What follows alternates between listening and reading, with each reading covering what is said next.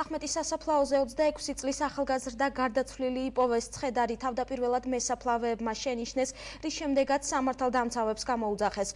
ოჯახის წევრები ეჭვობენ, რომ ჯარჯი კახიაშვილი მოკლულია. ერთ-ერთი ვერსიით გარდაცვლილს კონტაქტი ახალგაზრდა ქალთან ჰქონდა ოჯახში. ამ ამბის გახმაურების შემდეგ კი ქალის ახლობლებმა კახიაშვილზე შური ამ ფორმით იძიეს.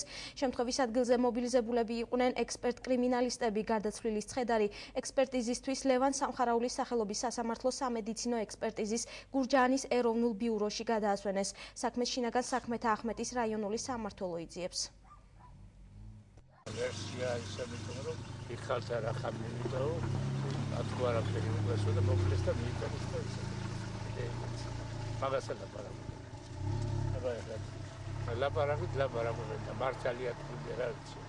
თოლი ყავდა გაეყარა რაღაცა ეგ ოფიციალურად არის ანგოლი გაყრილები და მე რა ვიცი ახლა ახალგაზრდა არის და მაინც შეიძლება ვინმე შეყვარებული ყავდა რაღაცა ეგ რა ვიცი ქვემოალვანზე ეგ ლაპარაკით და ხო იქ გაირკვევა რა ეგ ამბავი სხვა გამიყავი წასული რა სასაფლაოზე რა უნდა მაგას ვიღაცას უნდა შეხვედრიყო თელაფში აზიარო.